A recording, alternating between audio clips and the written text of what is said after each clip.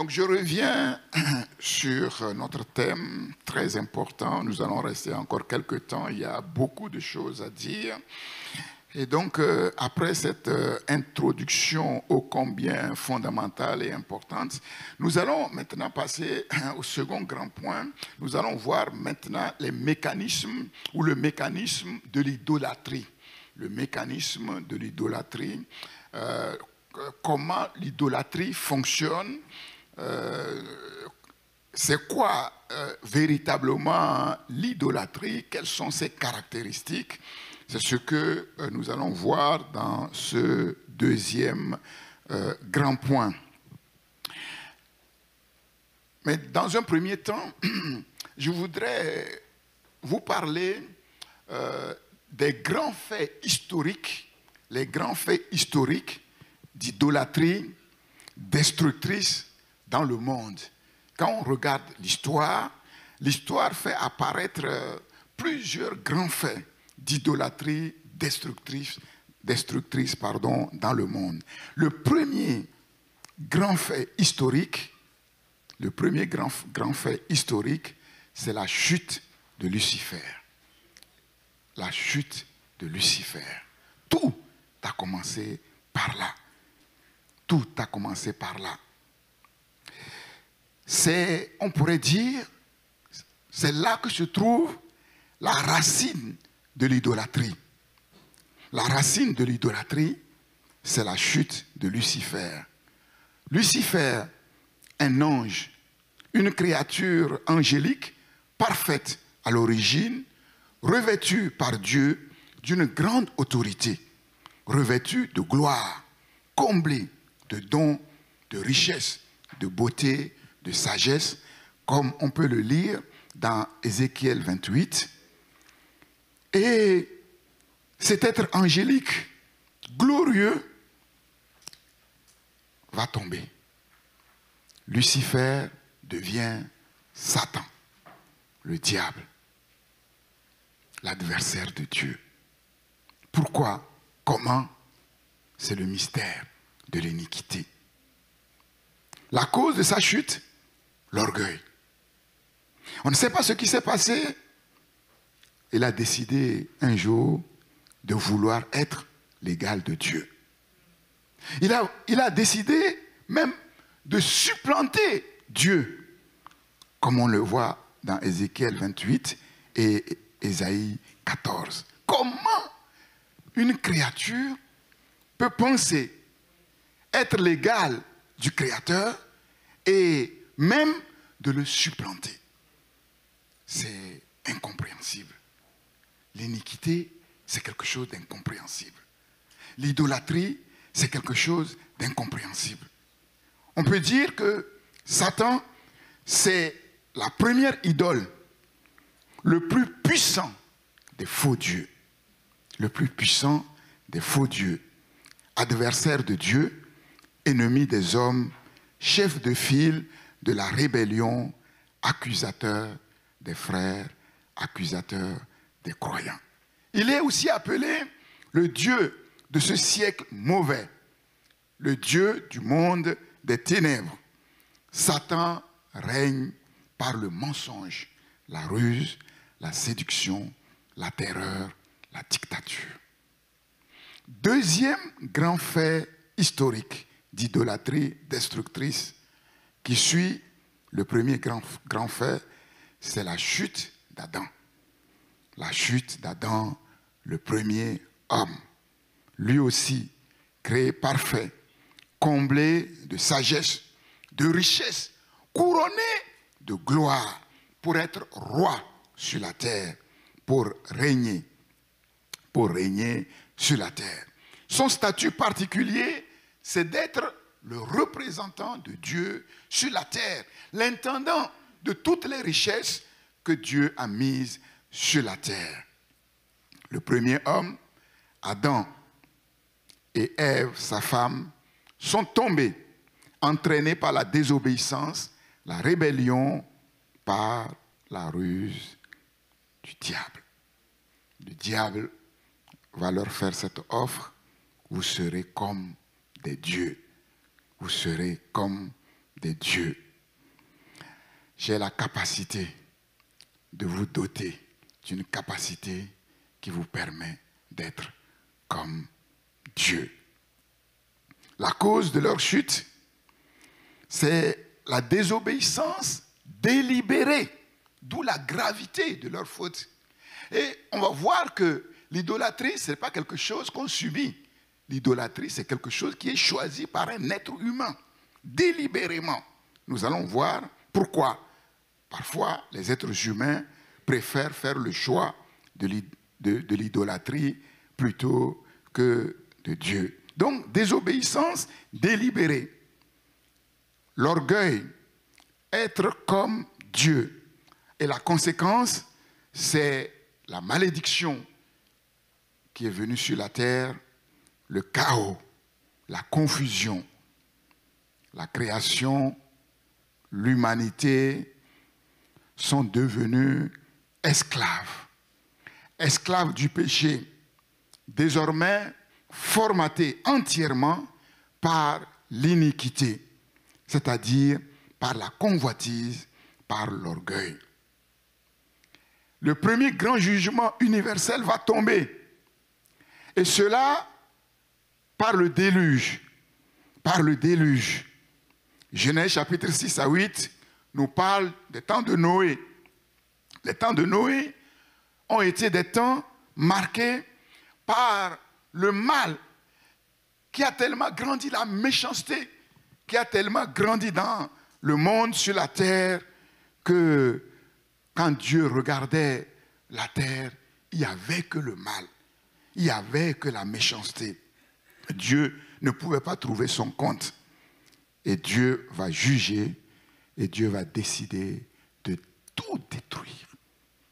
C'est terrible, tout détruire par le déluge. Dieu a envoyé le déluge sur la terre pour tout détruire. Les hommes, Noé a trouvé, comme la Bible le dit, grâce aux yeux de Dieu. Et Dieu lui a demandé de construire cette arche, d'avertir sa génération. Les gens se sont moqués de Noé, comme aujourd'hui, les gens se moquent quand on leur rend témoignage que Jésus va revenir bientôt. Ils disent, depuis qu'il est revenu sur la terre, 2000 ans, il n'y a rien qui s'est passé. Le soleil se lève, le soleil se couche, il y a toujours le mal sur la terre. Et ils se moquent. Noé a parlé, fatigué, jusqu'au jour où Dieu lui dit, basta, ferme. Et là, les gens ont commencé à crier. Ils ont dit non. Le grand-oncle de la famille de Noé a dit non, Noé ne peut pas me faire ça. En matière de salut, il n'y a pas affaire de famille. Ils ont tapé, ils ont crié. Dieu a tout détruit. Et la Bible dit que le monde dans lequel nous vivons va être un jour entièrement détruit, comme au temps de Noé. Non pas par l'eau, mais cette fois-ci par le feu. Cette fois-ci par le feu. Troisième grand fait historique d'idolâtrie destructrice, c'est la première grande mobilisation universelle. La rébellion ouverte à Babel, à Shinéar. Babel, c'est Babylone. Au travers de la construction de la tour de Babel. La tour de Babel, le modèle de la rébellion ouverte contre le Créateur. Babel. Genèse 11, après le déluge, l'humanité tout entière se mobilise contre Dieu. Il y avait un seul peuple, un seul langage, un rassemblement unique à Shinéar. Shinéar, c'est Babel, Babel, c'est Babylone. Autour d'un projet unique, un seul projet. Et quel est ce projet? Ils vont dire, allons, bâtissons-nous une ville et une tour. Faisons-nous un nom, afin que nous ne soyons pas dispersés sur la terre. L'Éternel descendit pour voir la ville et la tour. L'Éternel va dire, ils forment un seul peuple. Ils parlent une même langue. Voilà ce qu'ils ont entrepris. Maintenant, rien, pardon, rien ne les empêchera d'arriver à bout. C'est quand même extraordinaire. Ça veut dire que si Dieu ne faisait rien, l'œuvre qu'ils ont entreprise de défier directement Dieu, le Créateur, allait aboutir.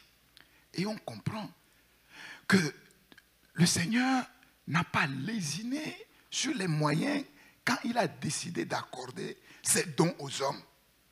Donc nous comprenons que les dons que Dieu a accordés aux hommes, si nous étions un peu plus intelligents, et si nous savions comment utiliser ces dons, mais le monde sera un monde merveilleux.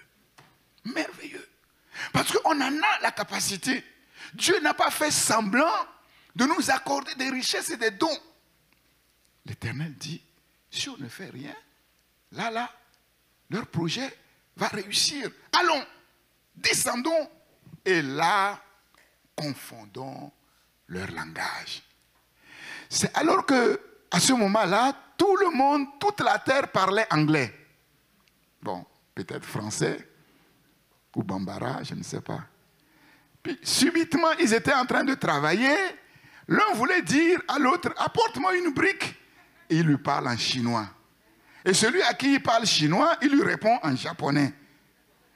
Et il se tourne vers son prochain pour lui dire, mais viens nous aider. Son prochain lui parle en lingala. Vous comprenez que c'est foutu. Ils ne peuvent rien faire. Confusion. Confusion totale. Et ce qu'ils voulaient éviter à tout prix, c'est-à-dire d'être dispersés, finalement, ils ont été dispersés. Shinéa, Babel, Babylone, c'est la confusion. L'unité de toute l'humanité contre son Créateur, au service de l'homme Dieu. Un langage unique, au service d'une pensée unique, d'une cause unique, inspirée par un homme unique. Nemrod, le symbole du premier antichrist sur terre. Un homme puissant. Le Seigneur même le décrit en disant, mais habile champion, puissant, chasseur devant l'Éternel. Il ne loupe pas sa cible. Il ne loupe pas sa cible. Oui, je vous ai dit que dans les lieux célestes, il y a des structures puissantes. Elles ne loupent pas leur cible. Si elles jettent le dévolu sur toi pour te détruire, tu seras détruit. Sauf si Christ est là avec toi. Sinon, aucune possibilité de s'en sortir. Babel, c'est la prolongation et la modélisation de la révolte qui a commencé en Éden. C'est le début d'un ordre universel qui n'a pas abouti. Faisons-nous un nom. Un nom. N.O.M. Et quand j'avais prêché il y a quelque temps là-dessus, je vous avais dit que ce nom, c'est peut-être le nouvel ordre mondial. Et vous savez qu'actuellement, l'enjeu politique actuellement sur la Terre, c'est effectivement qui sera le chef de file du nouvel ordre mondial. Les régimes de dictature disent que c'est eux, et les régimes démocrates disent que c'est eux. Faisons-nous un nom. Un monde sans Dieu. Un modèle de société où Dieu n'a pas de place. Quatrième grand fait historique dont je vous ai parlé, c'est la chute d'Israël. Le peuple élu de Dieu, choisi par Dieu pour être témoin de Dieu auprès de toutes les nations. Là encore, Dieu va combler son peuple de toutes sortes de richesses, de puissance, de gloire. Et encore une fois, Israël va tomber. Et la cause de sa chute, la même, l'orgueil, l'idolâtrie, l'ingratitude. Très vite, Israël va oublier ses origines misérables. Israël va devenir infidèle à Dieu, à son époux, adultère, arrogant. Conséquence, l'exil, la dispersion, l'asservissement, errement, guerre sans fin. Maintenant, qu'est-ce qu'il y a de commun à tous ces événements? Comme vous l'avez remarqué, ce qu'il y a de commun à tous ces grands événements, c'est l'iniquité, c'est l'idolâtrie. L'iniquité, l'idolâtrie, c'est quoi? Comme je vous l'ai dit, c'est un rappel. C'est en quelque sorte tous les dons, toutes les richesses que Dieu a données à l'humanité qui sont déconnectés du Créateur et mobilisés dans un projet contre le Créateur. Le monde entier est formaté par l'iniquité, l'idolâtrie, les traditions qui bafouent, piétinent les droits de Dieu. Lucifer et son bras droit, l'homme, entièrement mobilisés pour destituer leur Créateur. Et c'est l'une des visées actuelles de l'intelligence artificielle. Ce comportement a provoqué la colère de Dieu et le jugement de Dieu est tombé. Satan est chassé du ciel. L'homme est chassé du jardin d'Éden et l'homme finalement est livré à lui-même. La conséquence, le monde vit dans la malédiction, le chaos, toutes sortes de tragédies, de malheurs, sans aucune solution véritable, durable. La Bible dit, se vantant d'être sages, ils sont devenus fous. Ils sont devenus fous. Et tant que ce problème d'idolâtrie n'est pas résolu, et il ne sera pas résolu, la vie n'aura aucun sens. Vanité de vanité, tout est vanité et poursuite du vent. L'homme ne peut savoir qui il est, quel est son statut, sa raison d'être sur la terre, sa destinée.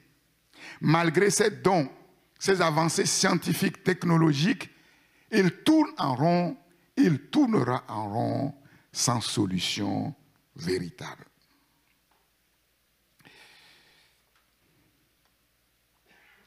Le mécanisme de l'idolâtrie. Le mécanisme de l'idolâtrie. Lisons dans Exode chapitre 20.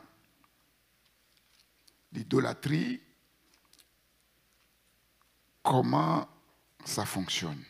Exode chapitre 20. Verset 1er. Exode chapitre 20, verset 1er. Alors Dieu prononça toutes ces paroles en disant, « Je suis l'Éternel, ton Dieu, qui t'ai fait sortir du pays d'Égypte, de la maison de servitude. Tu n'auras pas d'autre Dieu devant ma face. Tu ne te feras point d'image taillée, ni de représentation quelconque, des choses qui sont en haut dans le ciel, qui sont en bas sur la terre, et qui sont dans les eaux plus bas que la terre. Tu ne te prosterneras point devant elles, et tu ne les serviras point. Car moi, l'Éternel, ton Dieu, je suis un Dieu jaloux. Dieu est jaloux des dons qu'il nous a accordés. Dieu est jaloux des richesses qu'il nous a accordées. Dieu est jaloux des choses extraordinaires qu'il fait dans nos vies pour témoigner qui il est véritablement. Je suis un Dieu jaloux qui punit l'iniquité des pères sur les enfants jusqu'à la 3e et 4e génération de ceux qui me haïssent. Comme je vous l'ai dit, nous, en tant que parents, nous devons non seulement connaître Dieu et marcher avec Dieu afin de laisser un héritage glorieux, gracieux à nos enfants. Si ce n'est pas ainsi, c'est un mauvais héritage que nous laissons à nos enfants, puisque Dieu dit ici qu'il punit l'iniquité des pères sur les enfants jusqu'à la 3e et à la 4e génération de ceux qui me haïssent, et qui fait miséricorde jusqu'à 1000 générations. Donc, Dieu se montre beaucoup, on pourrait dire, plus bon envers ceux qui marchent avec lui, qu'il ne se montre méchant envers ceux qui le haïssent. Mais cependant, il vaut mieux être dans le cercle vertueux de la bénédiction de l'Éternel, qui peut même durer jusqu'à 1000 générations, qui fait miséricorde jusqu'à 1000 générations à ceux qui m'aiment et qui gardent mes commandements. Tu ne prendras point le nom de l'Éternel ton Dieu en vain, car l'Éternel ne laissera point impuni celui qui prendra son nom en vain. Ne dis pas que l'Éternel est ton Dieu si tu n'es pas prêt à t'engager à 100% vis-à-vis de ce Dieu, si tu n'es pas prêt à satisfaire aux exigences de l'Éternel. L'Éternel dit, il vaut mieux ne pas prendre son nom en vain, parce que sinon, tu seras un contre-témoignage et Dieu ne laissera pas faire. Dieu ne laissera pas faire, c'est très important. Si nous disons que Dieu est notre Dieu, Dieu dit, voilà, si tu dis que c'est moi qui suis ton Dieu, alors garde-toi de l'idolâtrie, garde-toi des idoles. L'idolâtrie, c'est la racine des péchés. C'est la source de tous les péchés, c'est la source de tous les maux. En fait, l'idolâtrie, c'est l'usurpation de l'identité de Dieu, la déformation de la personne même de Dieu. L'idolâtrie, c'est l'amour, la passion, non pas pour le bien, mais pour le mal. La passion pour le mal. La passion au service du mal. J'adore.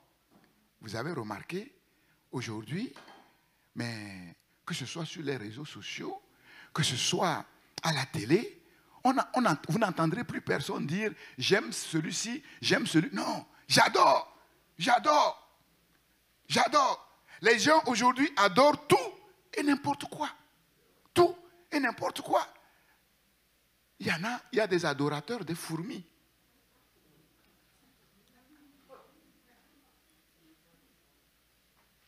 Tout et n'importe quoi. J'adore, j'adore. Donc vous voyez, si un chrétien est tout le temps avec ses païens qui dit j'adore, j'adore, lui aussi il va dire j'adore. Moi j'ai déjà entendu des païens dire j'adore. Et quand ils vont dire qu'ils adorent Dieu, et ils adorent telle idole sportive, ça ne va pas. Ça ne va pas. Car l'amour de l'argent est une racine de tous les maux. 1 Timothée 6, 10.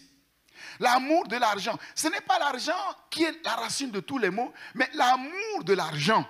L'idolâtrie, c'est la passion dénaturée.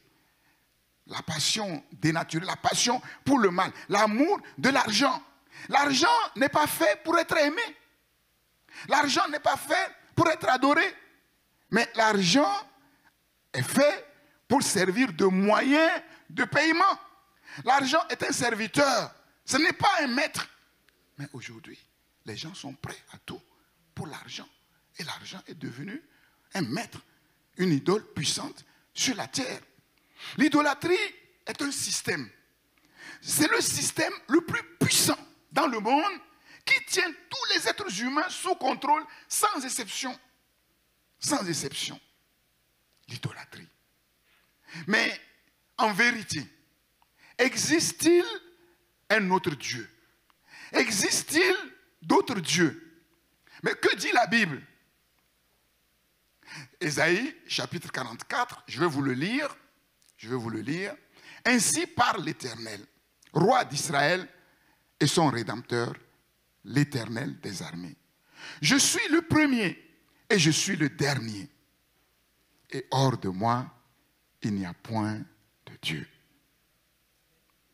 N'ayez pas peur et ne tremblez pas. Dieu dit à ceux qui ont décidé de mettre leur confiance en lui, ne tremblez pas. N'ayez pas peur. Si tu sais qui est ton Dieu, il n'y a pas de place à la peur dans ta vie. Dieu dit, je suis le premier, je suis le dernier. Il n'y a pas d'autre Dieu hors de moi. ne te l'ai-je pas dès longtemps annoncé et déclaré? Vous êtes mes témoins. Y a-t-il un autre Dieu que moi?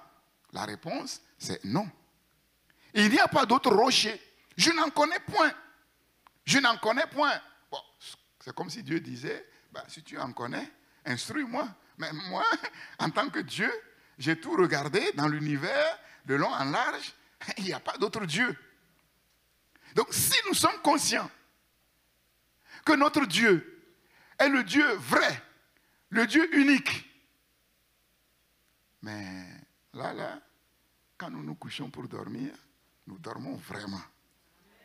C'est-à-dire que, fini les inquiétudes.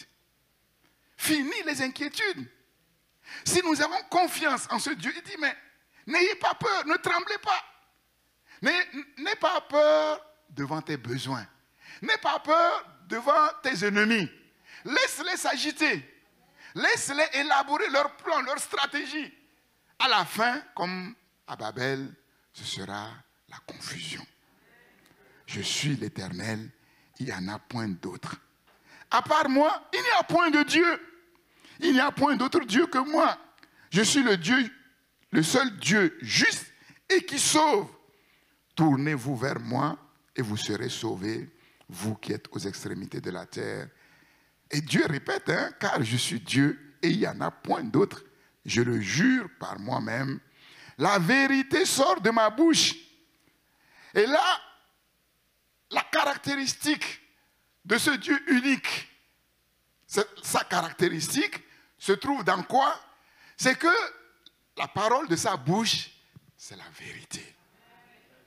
La parole de sa bouche, c'est la vérité. Donc, ça veut dire quoi? En contraste avec les faux dieux, la parole qui sort de la bouche des faux dieux, c'est le mensonge. Et le mensonge n'aboutira jamais. La vérité sort de ma bouche et ma parole ne sera point révoquée. Tout genou fléchira devant moi, toute langue jurera par moi. Amen. Ésaïe 44, versets 6, 8, 21 à 23. Dieu se moque des idoles. Dieu se rit des faux idoles. Et quand Dieu parle de ces idoles, là, on va lire ce texte. Il se fiche complètement. Bon, on dit que le diable est l'adversaire de Satan. Satan est l'adversaire de Dieu, mais c'est une manière de parler. Mais Satan ne fait pas le poids devant Dieu. Vous avez vu son dialogue dans Job, quand Satan vient, il vient comme un petit enfant. Dieu lui pose des questions, il répond poliment.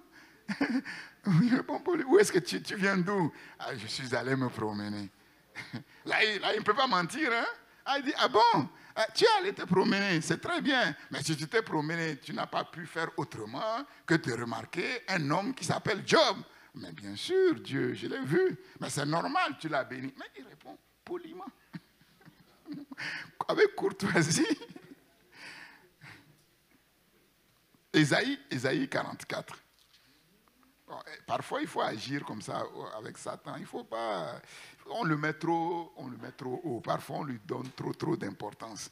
Ésaïe 44, verset 9. Ésaïe 44, verset 9.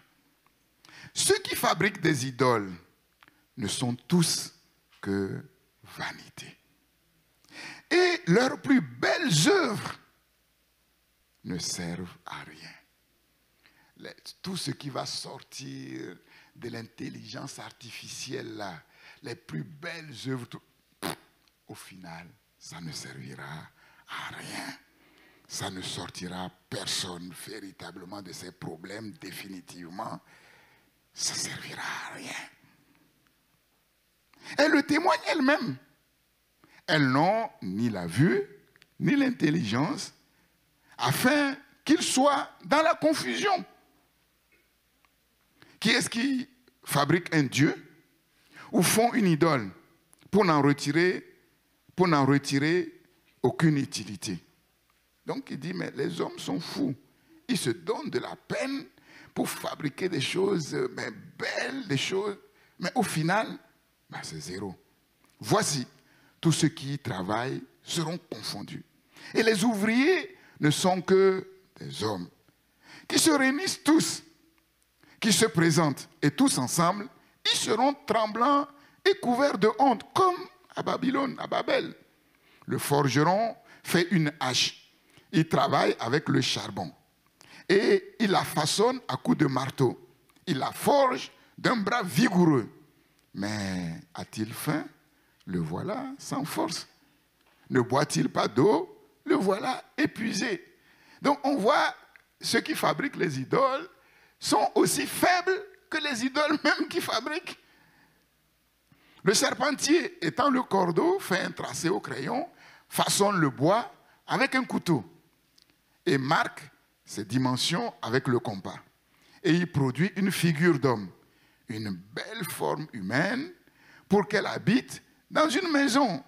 L'IA peut fabriquer les plus beaux robots. Vous savez que maintenant, bientôt, quand on va regarder un film, ce qu'on va voir, on ne saura même pas si c'est des robots ou si c'est des hommes. Et vous avez remarqué, hein, les robots sont encore plus beaux que les hommes.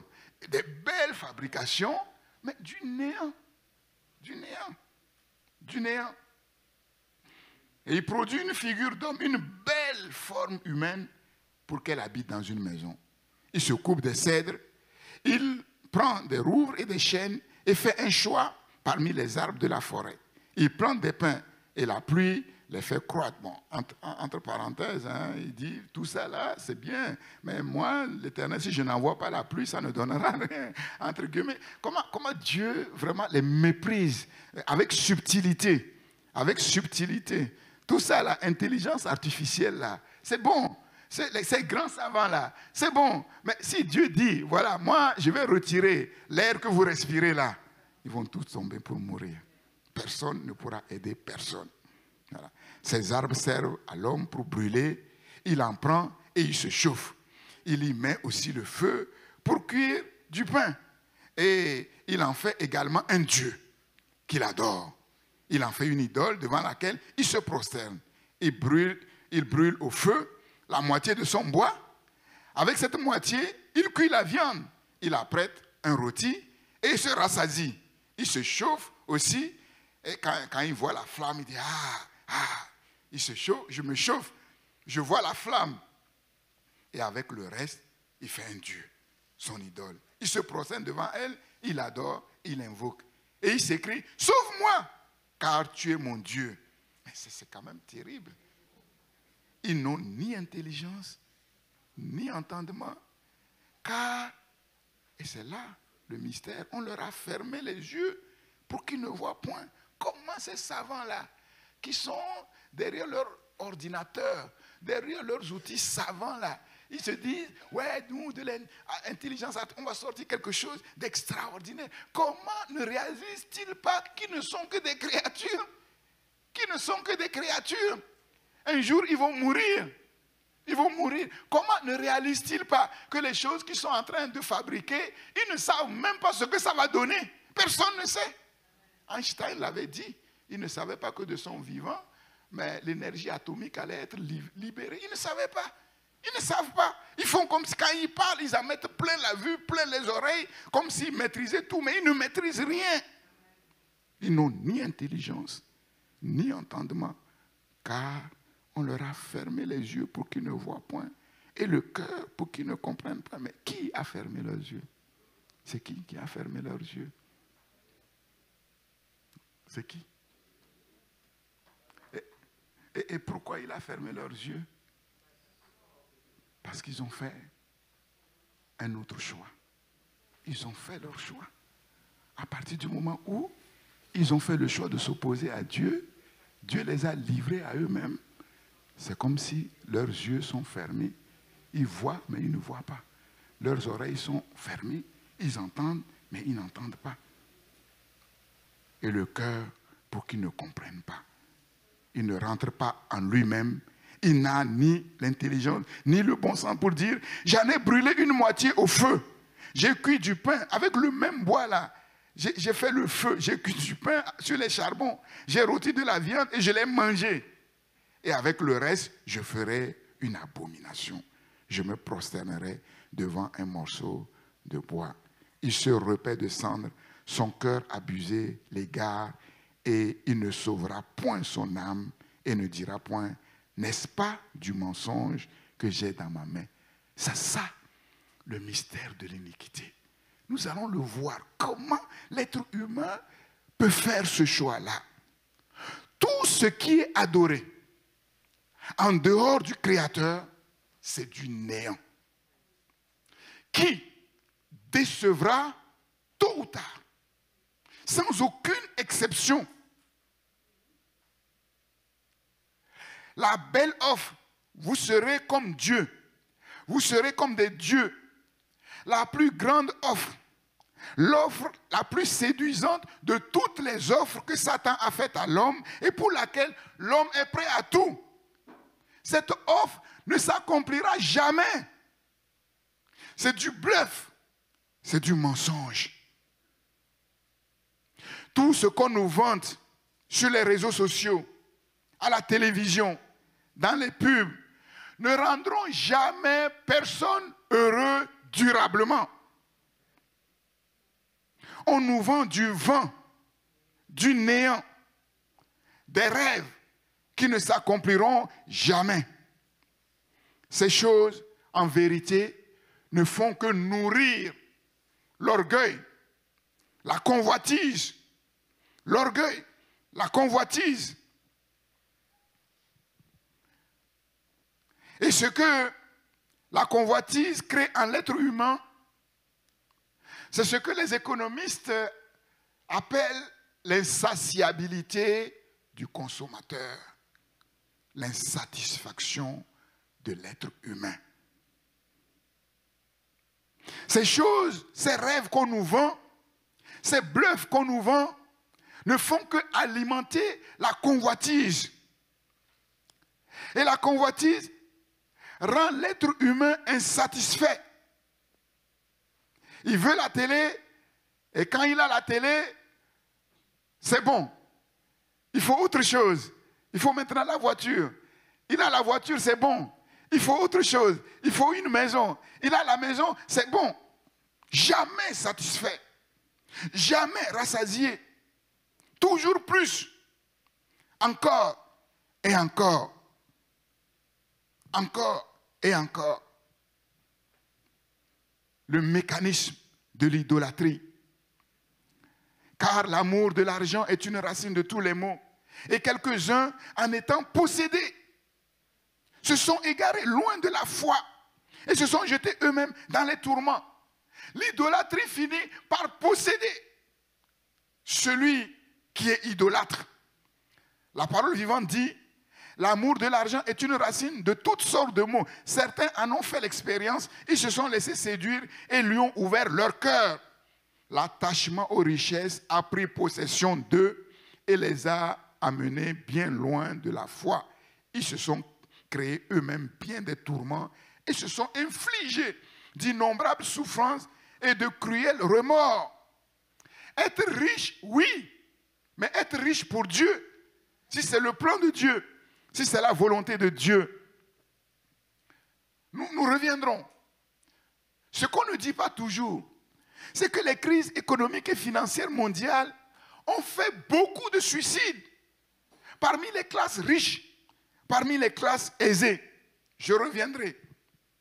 C'est dans les pays riches qu'il y a beaucoup de solitude, d'alcoolisme, de perversité. De perversité. Les joies passagères du monde ne peuvent jamais combler entièrement le cœur humain.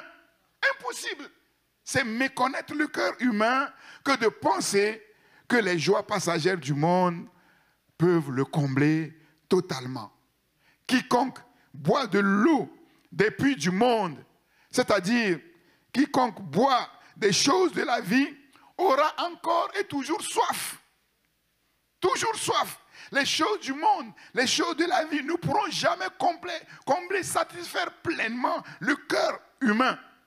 Mais celui qui boira de l'eau du puits de Dieu, c'est-à-dire Jésus-Christ, le rocher des siècles, celui qui se nourrira des choses de la vie de Dieu, de la vie éternelle, lui, il n'aura jamais soif. Et cette eau deviendra en lui une source qui jaillira jusque dans l'éternité, comme Jésus pouvait le dire à la Samaritaine, Jean chapitre 4. Notre culture actuelle est fondamentalement une culture d'idole. Une culture d'idole. Dans le texte que nous avons lu, je suis l'Éternel ton Dieu. Tu n'auras pas d'autre Dieu que moi. Lesquels? Lesquels? Tu ne te feras pas d'idole, ni de représentation. Ce n'est pas seulement les idoles taillées dans du bois, mais c'est aussi des représentations. L'imagination. Les représentations de l'imagination. Ni de représentation quelconque de ce qui se trouve en haut dans le ciel, ici-bas sur la terre, ou dans les eaux plus bas que de la terre. Faisons attention à nos représentations imaginaires de Dieu. On ne peut pas représenter Dieu. Notre imagination ne peut en aucun cas contenir la gloire de Dieu. Mais l'idolâtrie va beaucoup plus loin que les choses fabriquées à partir du bois, de l'or, de l'argent, de l'argile, devant lesquelles les peuples primitifs se prosternaient. Aujourd'hui, dans les médias, sur les réseaux sociaux, les idoles, les faux dieux, ce sont la beauté, le look, la puissance, la célébrité, l'argent, le succès. Les sociétés humaines sont de grandes industries de fabrique d'idoles.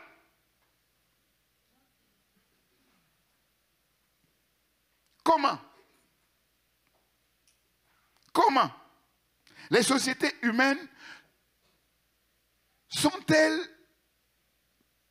des usines de fabrique d'idoles? Comment? Dans nos sociétés, on voit que beaucoup sacrifient tout au Dieu du succès. Que ce soit dans le business, que ce soit dans le monde sportif, que ce soit dans le monde artistique, beaucoup sacrifient tout au Dieu du succès. Seulement, quand ils arrivent au sommet, c'est là qu'ils prennent conscience du grand vide qui est en eux et que le succès ne peut combler. Et pour certains, c'est fatal, c'est tragique. Si on vous racontait la fin de vie de beaucoup de ceux qui ont gravi les sommets les plus hauts, qui ont obtenu les prix les plus élevés, mais ça fait pleurer. Ça fait pleurer. Il y a des documentaires, il faut aller les chercher. Quand on regarde le documentaire sur Maradona, ça fait pleurer. C'est terrible. Et il n'y a pas que lui. Alexandre le Grand l'a dit. Si on nous disait, tous ces grands qui ont marqué l'histoire, comment ils ont terminé, on va dire, mais ce n'est pas possible.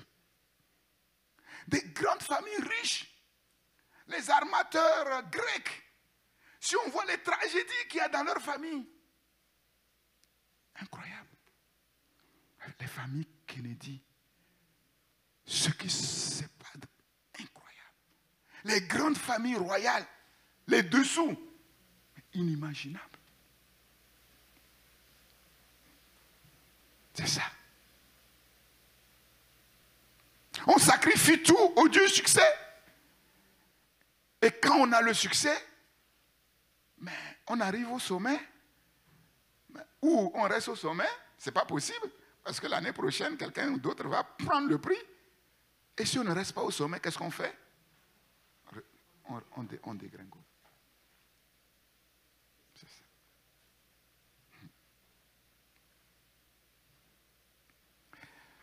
Beaucoup sont professionnellement performants, mais déséquilibrés sur le plan personnel émotionnel. Les fameux Golden Boys qui ont réussi, le symbole du succès, de la réussite, dont les familles ont volé en éclats. Aucune vie familiale qui tienne. Qui tienne. Garde ton cœur plus que toute autre chose, car de lui viennent les sources de la vie. Le cœur humain est une usine de fabrique d'idoles. Le cœur humain est une usine de fabrique d'idoles. Dieu dit à Ézéchiel, alors que les anciens d'Israël sont venus le voir pour consulter Dieu, Dieu lui dit, mais ces gens-là portent leurs idoles dans leur cœur et ils attachent les regards sur ce qui les a fait tomber dans l'iniquité. Et ils viennent me consulter. Laisse-moi, moi-même, je vais leur répondre. Les sociétés humaines sont des fabriques d'idoles. Le cœur humain est une grande fabrique d'idoles. Mais par quel mécanisme les sociétés humaines et le cœur humain sont-ils des fabriques d'idoles? Par quel mécanisme? Par quel mécanisme? Le mécanisme par lequel les sociétés humaines fabriquent les idoles, le mécanisme par lequel le cœur humain fabrique des idoles, c'est que le cœur humain, en fait, transforme les bonnes choses en choses absolues. L'ennemi du meilleur, ce n'est pas le mauvais, mais c'est quoi? C'est le bon. C'est le bon. L'ennemi de l'excellence, c'est quoi? C'est pas la médiocrité. C'est pas la médiocrité. L'ennemi de l'excellence, c'est ce qui est bon. Le cœur humain transforme une bonne chose en chose absolue, en valeur absolue, qui les pousse à négliger les règles, à bafouer les règles, à nuire aux autres, à se nuire soi-même, pourvu que l'idole soit satisfaite. Ça veut dire quoi? Ça, c'est le nœud. C'est le nœud de l'idolâtrie. Ça veut dire que le cœur humain, qu'est-ce qu'il y a dans le cœur humain?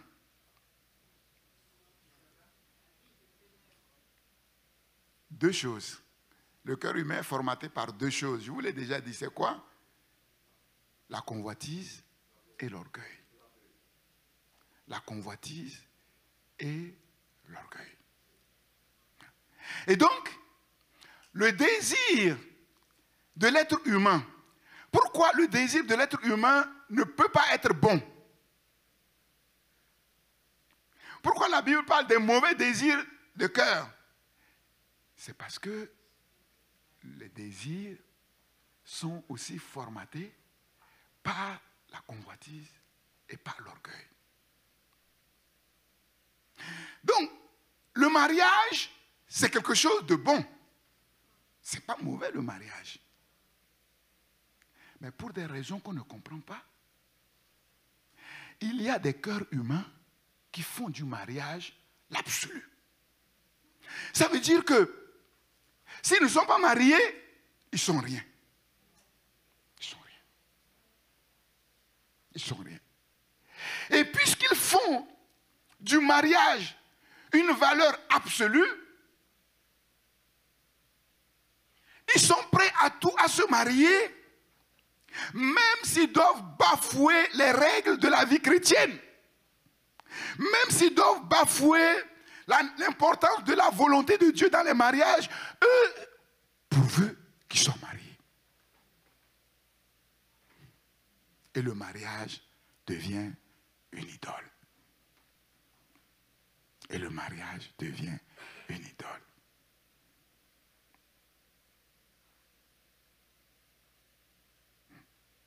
Et on peut multiplier les exemples. Avoir de l'argent, ce n'est pas mauvais en soi. Mais si on transforme le désir d'avoir de l'argent en valeur absolue, on arrive à une conclusion, la fin justifie les moyens. Et là, on est prêt à tout. Même si on doit se compromettre, même si on doit se prostituer.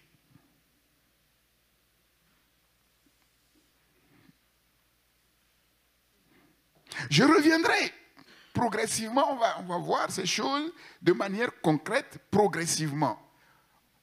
Vous allez voir que je répéterai plusieurs choses pour que vraiment on puisse bien comprendre.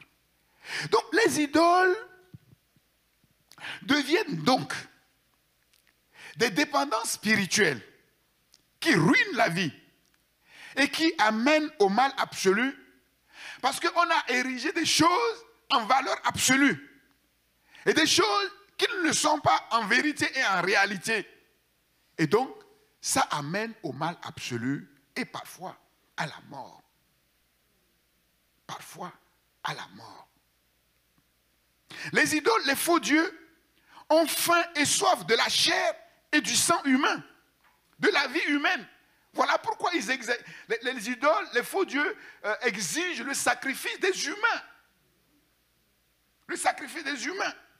Et ce qui satisfait pleinement Satan, c'est la mort des humains. Satan est prêt à tout donner à un être humain, pourvu que cet être humain soit prêt à tout pour lui. Je te donnerai toutes ces choses, c'est-à-dire le monde, les richesses, la gloire, tout ce que tu veux, mais à condition que tu te prosternes et tu m'adores, à condition que tu sois prêt à tout pour moi. Et pour lui, être prêt à tout pour lui signifie être prêt à donner sa vie pour lui.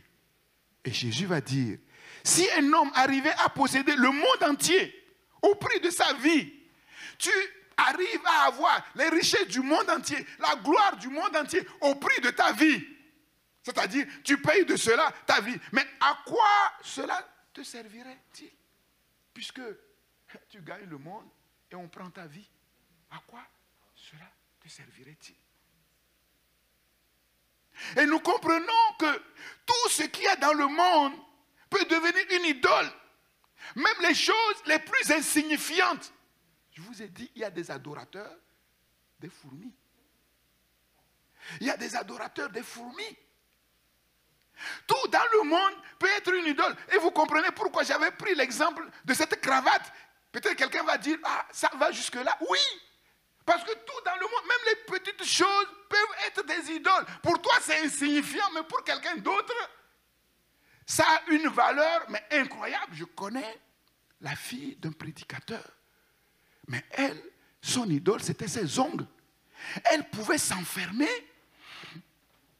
pour mettre des vernis, faire des dessins sur ses ongles. Elle peut mettre des heures et des heures.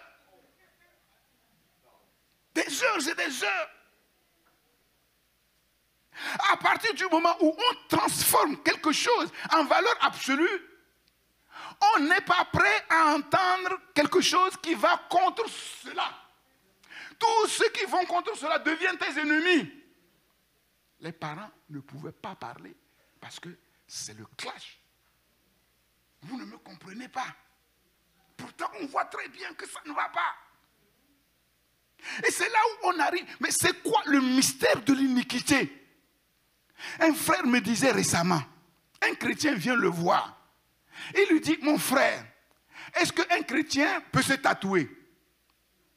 Alors le frère lui répond, mais toi, est-ce que tu penses que le tatouage c'est bon?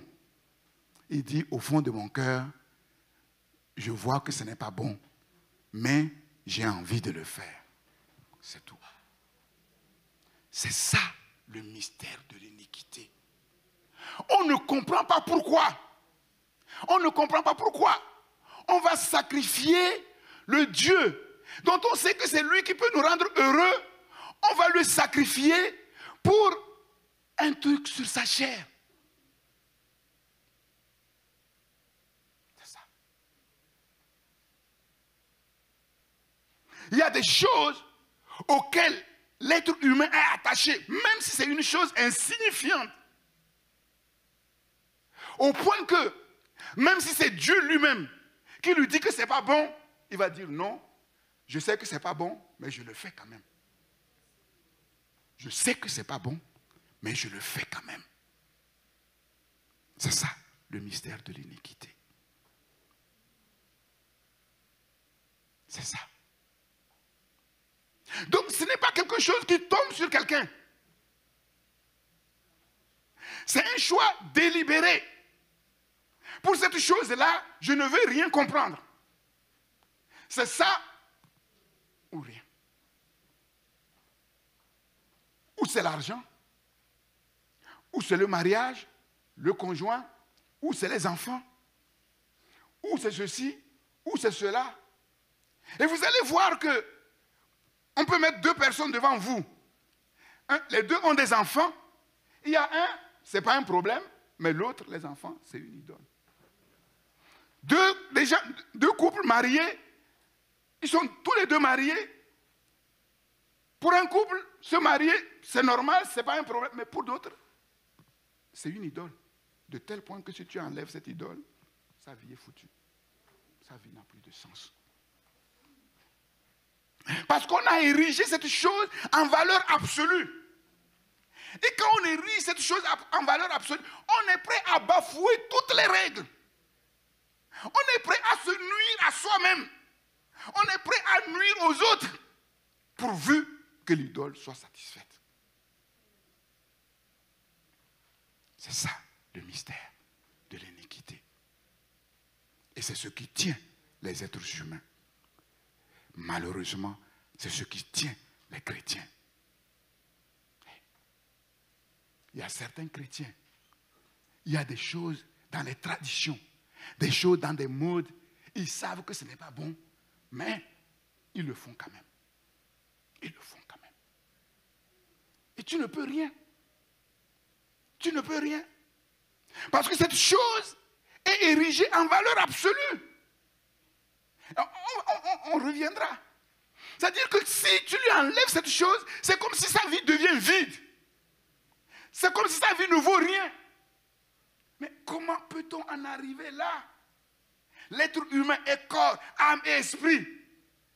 L'être humain est plus complexe que cela. Comment on peut ramener l'être humain, la vie de l'être humain à une chose, et parfois même une chose insignifiante? On leur a fermé les yeux. On leur a fermé les oreilles. Le fait qu'ils se sont endurcis, Dieu a dit, laissez-le. Éphraïm est attaché aux idoles, laissez-le faire. Qu'il touche le fond, ben, il comprendra si c'est ce qu'il faut pour ouvrir ses yeux. Mais on ne peut rien faire. On ne peut rien faire. Vous ne pouvez pas essayer de raisonner quelqu'un qui vit avec une idole. Il ne comprendra pas. Il ne comprendra pas. Il trouvera toujours des excuses. Tout ce qu'il y a dans le monde, je vous le dis, peut devenir une idole. Même les choses les plus insignifiantes peuvent devenir une idole. Tout dépend de ce qui se passe dans le cœur de l'individu.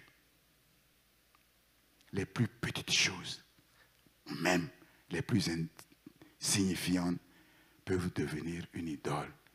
Et je vous ai dit, Israël est mort à cause des poireaux, à cause des oignons, des choses insignifiantes.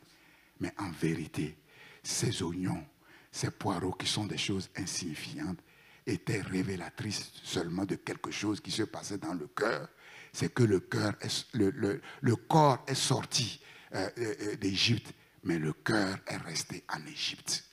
Donc, quand vous voyez un chrétien pinailler sur des détails auxquels il s'attache, c'est que son cœur est encore dans le monde et dans les choses du monde. Et vous ne pouvez pas le raisonner. Ça ne sert à rien. Vous ne pouvez pas le raisonner.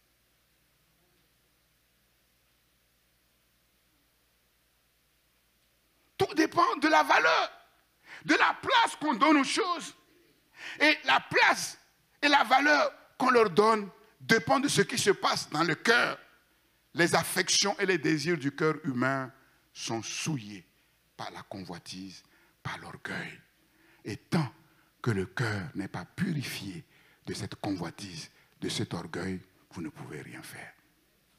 Vous ne pouvez rien faire. Le temps est passé, il y a beaucoup de choses à dire, mais on va aller doucement. On va aller doucement. Donc, vous voyez, vous voyez, quand Dieu dit, n'aimez pas le monde, ni les choses qui sont dans le monde. C'est fort. On se dit, mais attends, si quelqu'un aime le monde, mais il est ennemi de Dieu. Et là, beaucoup ne comprennent pas, ils minimisent. Ils disent, non, mais ce n'est pas possible. On va voir pourquoi. Parce que tout dans le monde est formaté par l'idolâtrie. Tout dans le monde est formaté par l'idolâtrie. Que Dieu nous aide vraiment à avoir les yeux ouverts pour voir, les oreilles ouvertes pour comprendre et le cœur ouvert pour recevoir la parole de Dieu et laisser la parole de Dieu agir en profondeur pour nous libérer de toutes ces choses et faire de nous vraiment des hommes et des femmes approuvés de Dieu, des instruments que Dieu veut utiliser pour cette génération, pour libérer cette génération de la puissance du système idolâtre qui les enferme. Que le nom du Seigneur soit béni. Seigneur, nous te bénissons, Seigneur. Nous glorifions, Seigneur, ton nom. Merci pour ces choses que tu nous révèles.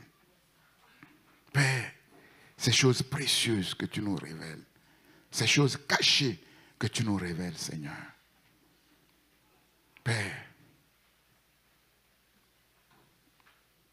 tout dans le monde est formaté. Seigneur, souillé, corrompu. Mais nous vivons dans ce monde et nous ne sommes pas de ce monde, Seigneur. Par ton esprit, donne-nous de bien résoudre cette équation. Être dans le monde et ne pas être du monde. Sans cela, personne ne peut rendre un témoignage digne de ton nom. Parce que tu es un Dieu jaloux. Seigneur, c'est pour cela que tu nous as donné l'esprit et la parole. Et le rôle principal de l'esprit, c'est de nous conduire dans toute la vérité. C'est de nous délivrer de tous les mensonges. C'est de nous sanctifier de tout orgueil, de toute convoitise. Seigneur, nous voulons veiller sur notre cœur, garder notre cœur, veiller sur nos désirs, nos pensées, nos sentiments, ce qui se passe en nous, Seigneur. Parce que ce cœur est une fabrique d'idoles. À cause de cela, les sociétés humaines sont des fabriques d'idoles, Seigneur. Oh Dieu, nous comprenons pourquoi tu nous appelles à te donner notre cœur. Nous voulons te donner entièrement notre cœur, Seigneur. Il est à toi.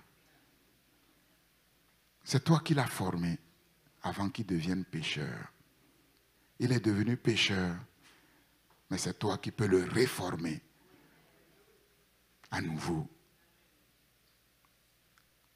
Que notre cœur soit lavé avec le sang de l'agneau et que le sang de l'agneau puisse passer dans tous les compartiments de notre cœur, nettoyer. Oh Dieu, afin que nous puissions le canaliser vers ce qui est bien, vers ce qui est bien, sortir des passions débridées, sortir de l'amour débridé pour le fixer sur la vraie passion, la passion du Christ, le vrai amour, l'amour du Christ. Si le cœur humain est capable d'être passionné pour ce qui n'est pas bon, à combien plus peut-il être passionné pour ce qui est bon? Seigneur, nous voulons vraiment nous passionner pour le bon. Nous voulons que tu nous apprennes à nous passionner pour ce qui est bien, Seigneur. Pour le bien. Non pas seulement pour les autres, mais d'abord pour nous-mêmes. Oh Dieu, parce que le mécanisme de l'idolâtrie, c'est la destruction. C'est la vie qui se meurt à petit feu, qui se rétrécit, la peau de chagrin. Oh Dieu. Et il n'y a pas d'autre issue que la mort, sauf si le Christ vient y régner.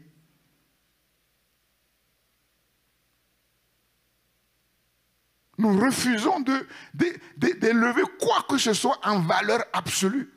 Comme s'il y avait quelque chose que tu ne voulais pas nous donner. Comme s'il y avait quelque chose que tu ne pouvais pas donner. Pourquoi? Ces choses bonnes, personne ne les a fabriquées. Personne ne les a amenées en naissant. Nous sommes nés, on a trouvé ces choses bonnes. Et si elles sont là, c'est parce que tu les as créées à l'origine. Pour notre bien, Seigneur.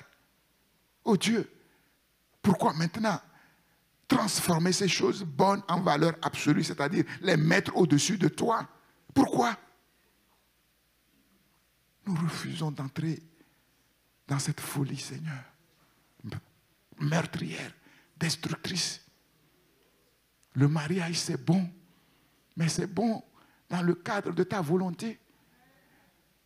Seigneur, les habits, c'est bon, les maisons, c'est bon, la nourriture, c'est bon, mais c'est bon, oui, dans le cadre de tes principes, pas en dehors de tes principes. Si je fais de la nourriture une valeur absolue, je vais me détruire. Seigneur, et pourquoi? Et pourquoi? Dieu de grâce, visite-nous, Seigneur, de manière particulière.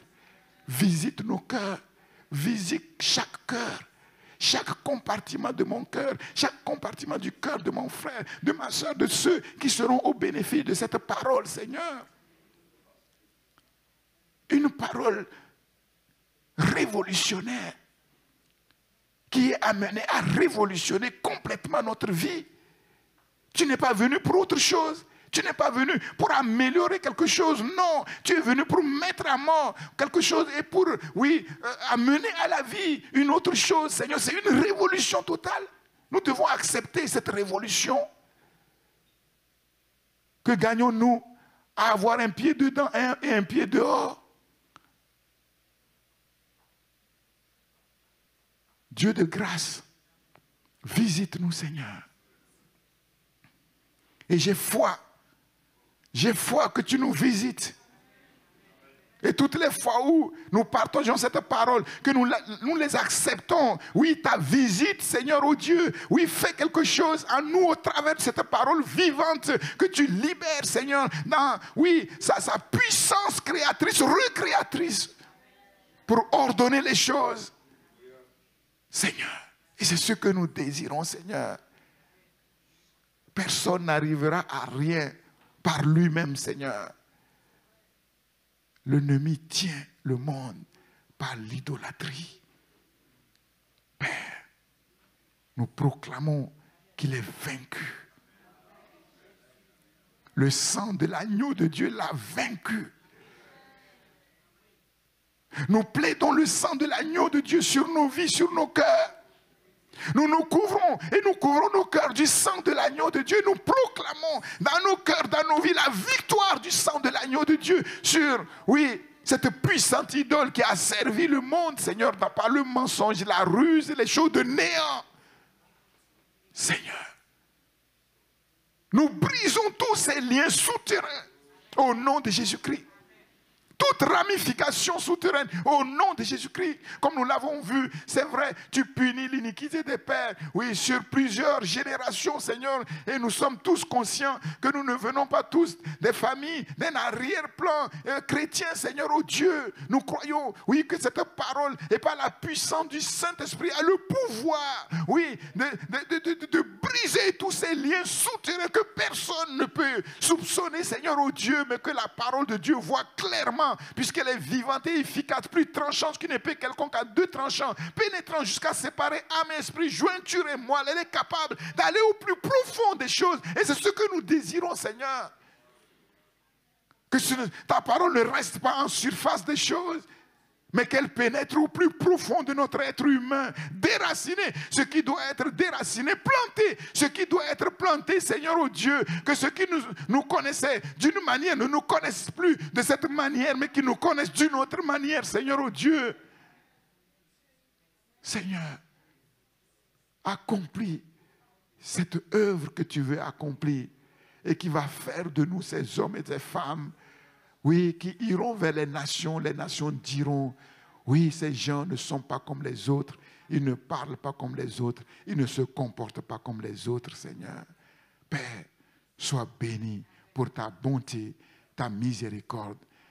Qui sommes-nous, Seigneur, et qu'est-ce que nous avons fait pour que tu nous accordes ce privilège? C'est seulement ta grâce. Que cette grâce surabonde dans nos vies, afin que ton nom soit pleinement glorifié dans nos vies et au travers de nos vies, dans cette génération, au nom de Jésus-Christ, notre Seigneur et Sauveur.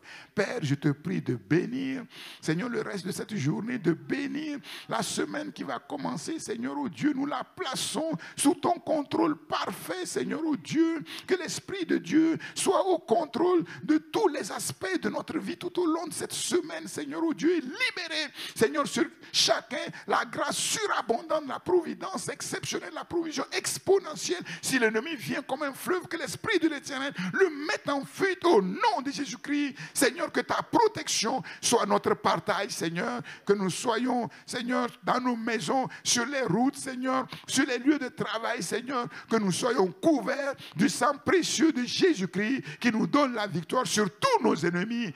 Au nom de Jésus-Christ, nous avons prié. Amen. Amen. Merci, Seigneur.